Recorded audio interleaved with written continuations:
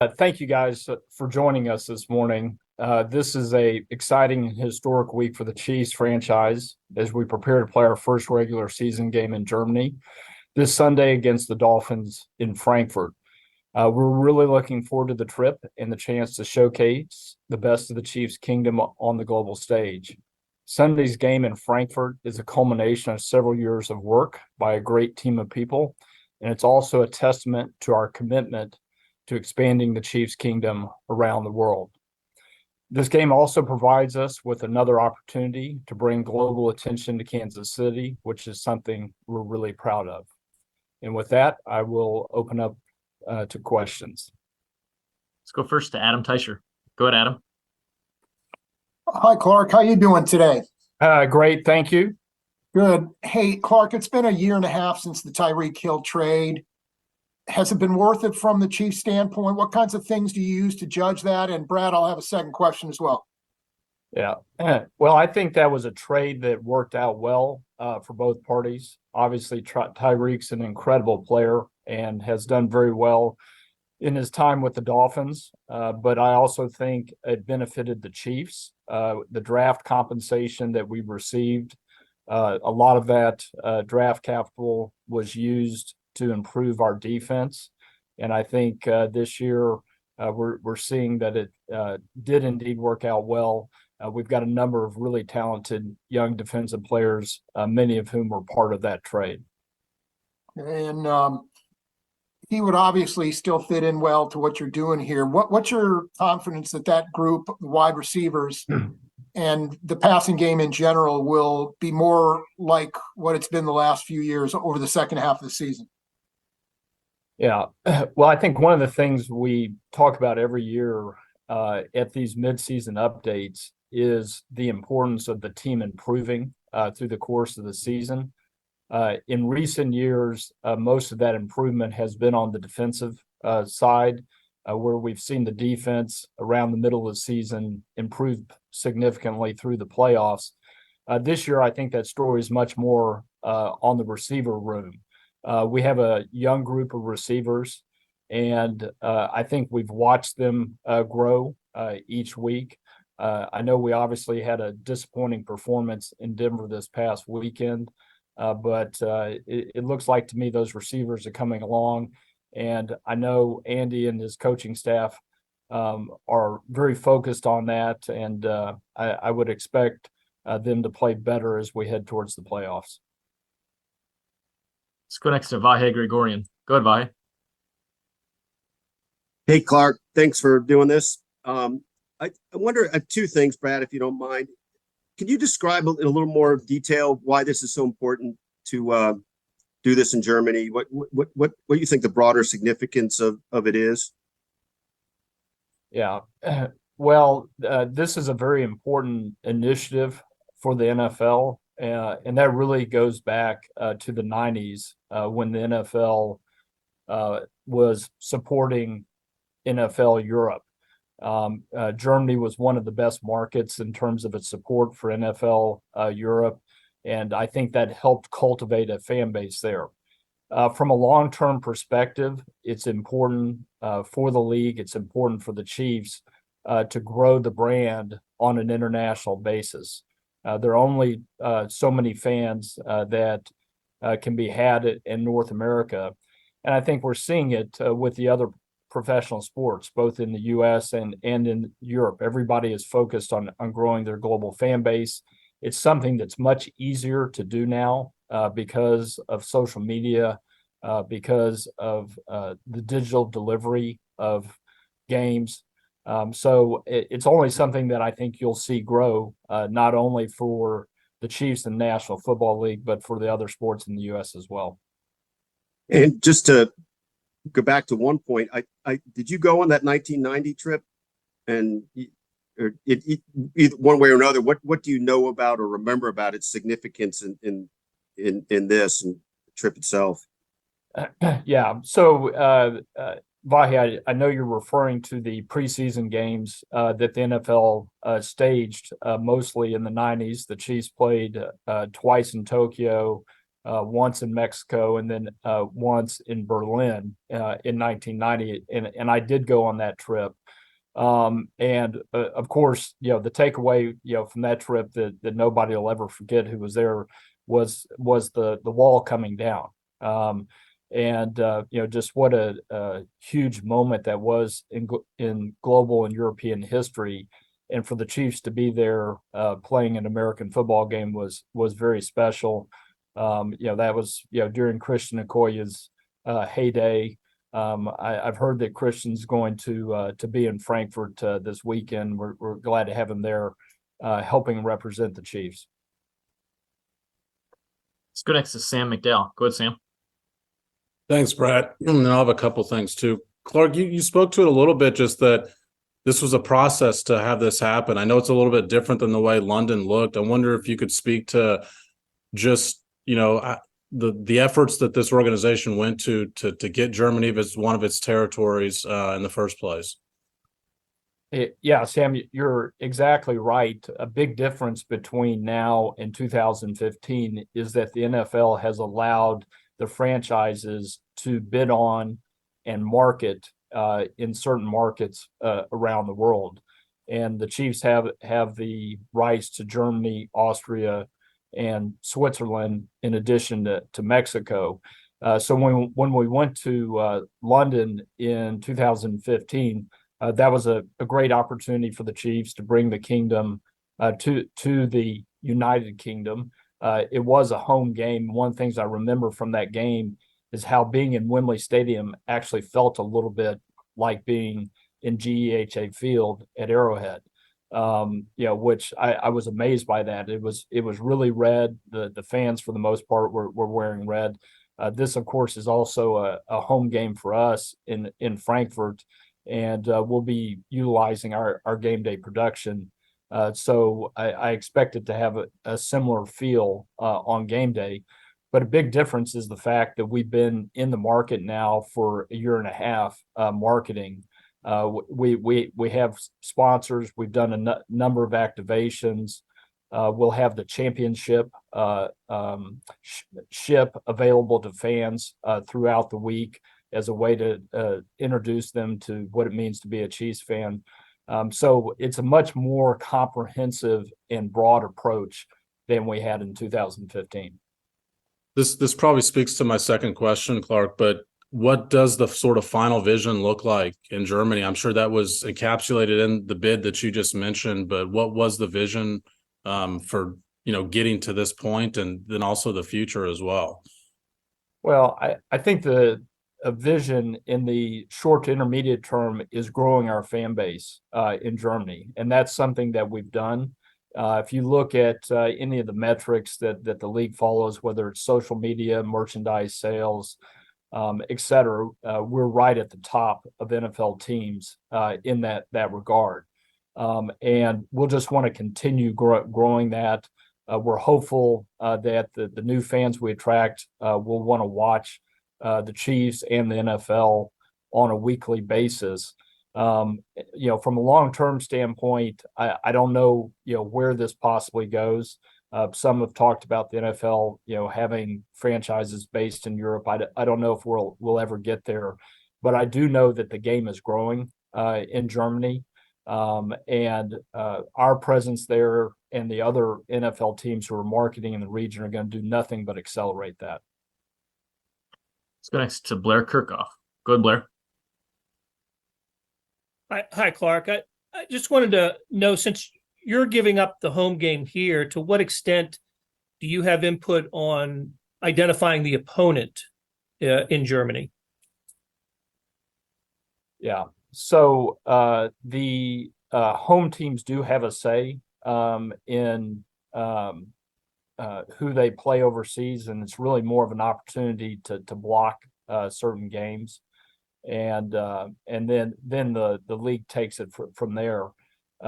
Something that has worked against the Chiefs playing overseas in recent years has been that teams always block us because they want to keep the Chiefs as a home opponent in the States. So that's one of the reasons we haven't gone as a visiting team in recent years. So anyhow, that's how the mechanism worked. I think it's really exciting for the NFL that we ended up with this great matchup between two of the best teams in the league, two of the teams at the top of the AFC. Let's go back to Adam Teicher. I believe you had a follow-up. Go ahead, Adam. Yeah. Hey, Clark, I want to go back to something you said a minute ago. You talked about what the game day experience might be for Chiefs fans who were there. I was in London for that game a few years ago, and it was kind of a generic experience for the fans. There were some Chiefs signs and some stuff on the scoreboard, but really it was more generic. Will this feel like a game at Arrowhead Stadium for the fans? And if so, can you kind of elaborate on what that might mean?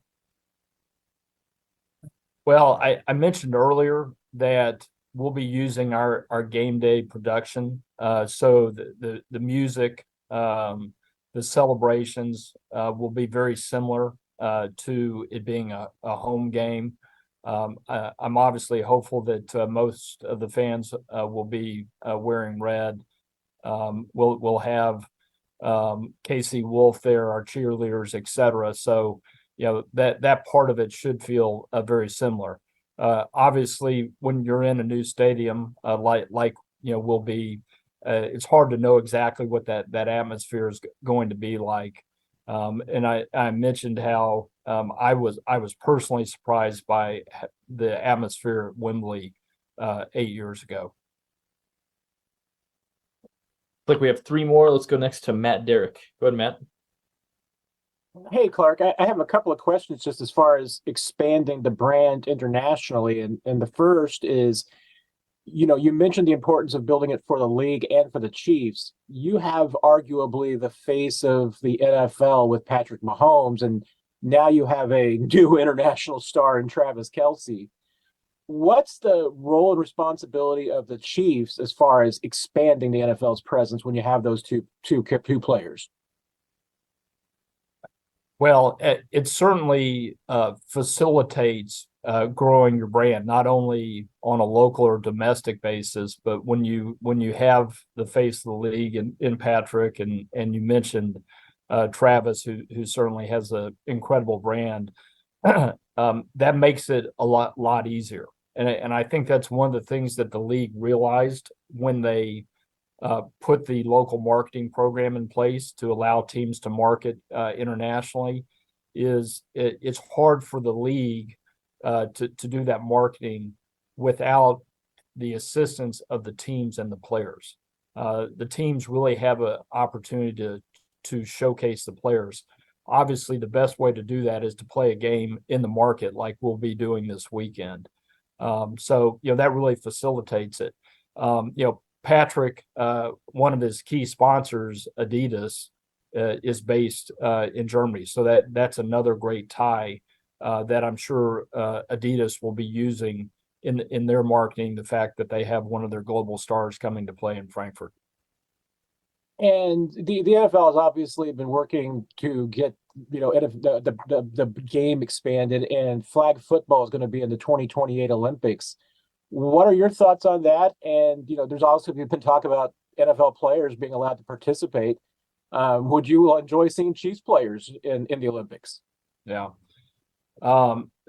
So you're right that flag football is a great way to grow the sport internationally.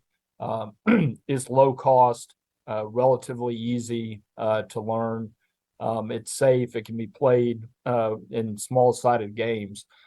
So the league has really leaned in terms of growing flag football, both in the United States and internationally. While I'm in Frankfurt, I'm actually going to attend a youth flag football game. That's one of the things that I'll be doing there. That's also something the Chiefs are supporting in Germany, is the growth of flag football. I was really excited when I heard the news about flag football being approved for the Los Angeles Olympic Games that are coming up. I think that'll really help mainstream the sport. I think we've seen that with the Olympics over times. A lot of sports that may be secondary in nature for the American audience, you really dial in and pay attention to it during the Olympics. And I only think it's natural that the NFL is going to have a lot of players who want to play in that tournament. It'll be a very interesting question for a lot of general managers and head coaches as to whether they're going to allow that to happen. But I wouldn't be surprised that we might have some players who are interested in doing it. Let's go next to Todd Lebo. Go ahead, Todd. Hey, Clark, I had a follow-up and a couple other questions. To Blair's question, you mentioned about the scheduling. Can you tell us what games you blocked from being the Germany game and how you guys landed on this game here? Yeah, I think I'm going to stay away from that. But, one of the great benefits that we've had in recent years is that all of our games sell out. So it was not a big consideration for us. I think, some teams are trying to make sure they keep games they know they can sell out at home, but that was not really an issue for us.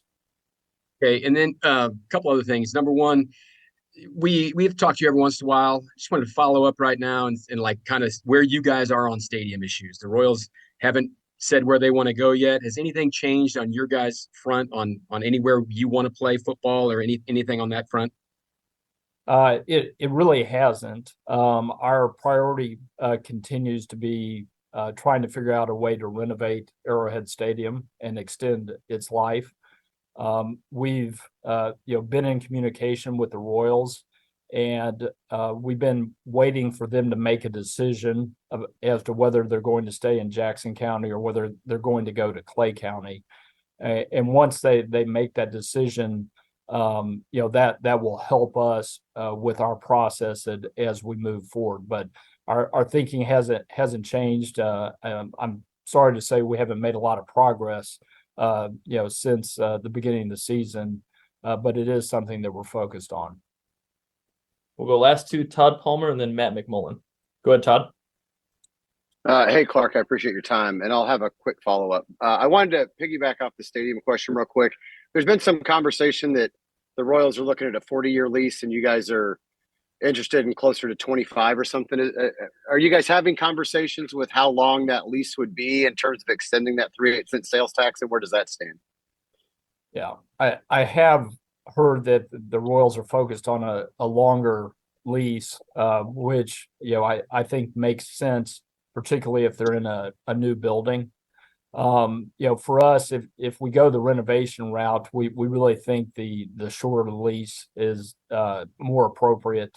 Arrowhead's 51 plus years old at this point already, and we'd be talking about a lease that wouldn't start for 5-6 years from now. So 25 really we think would be a better fit for us. That if the Royals do decide to stay in Jackson County, that's going to be an issue that we've got to resolve. We've got to figure out how to make that work for both teams. And then as far as the international series, obviously it's grown immensely in recent years. What's the end game? There's been some conversation about maybe having a team permanently in London or maybe an international Super Bowl at some point. Where do you see this ultimately going for the league? Yeah, so I don't know what the ultimate destination's going to be, but I do think that the league will continue to expand the series. So we've had games in Mexico, the UK, Germany. I'm on the international committee, and I know that the league is actively looking at other markets in Europe, as well as South America and Asia, to stage games. So I wouldn't be surprised if in the next 5 or so years we saw more games played and also different geographic locations than where the league's been before. We'll last to Matt McMullen. Go ahead, Matt. Hi, Clark. This game is a great example of how Kansas City has really been featured on the national and the international stage lately. The draft is a great example of that. World Cup coming to Kansas City is another example of that. Just why is featuring Kansas City on the global stage important to you? Well, we really have a special opportunity during this time period in Chiefs football to not only grow the Chiefs brand, but also grow recognition of the city of Kansas City. You left out those Super Bowl parades, which have been pretty special as well. But you're exactly right. The combination of the Super Bowl parades, the draft, the Chiefs playing in Frankfurt, and then the World Cup coming in 2.5 years. All of that puts a lot of eyeballs on Kansas City, and indirectly is really a positive for the economy. One of the things that we've talked about in the context of the World Cup is, we really need to showcase that Kansas City is a great place to live, work, and play. And I think we'll have that opportunity. And in some ways, going to Germany this weekend is sort of full circle for me on it, because my first introduction to Germany came in 1974, attending World Cup games in West Germany. And I did go to Frankfurt on that trip and saw West Germany play Poland in what I think was a quarterfinal game. So, that's something that's in the back of my mind. And I know when fans come to Kansas City in 2026, that they're going to have the same kind of experience and hopefully want to come back as a result.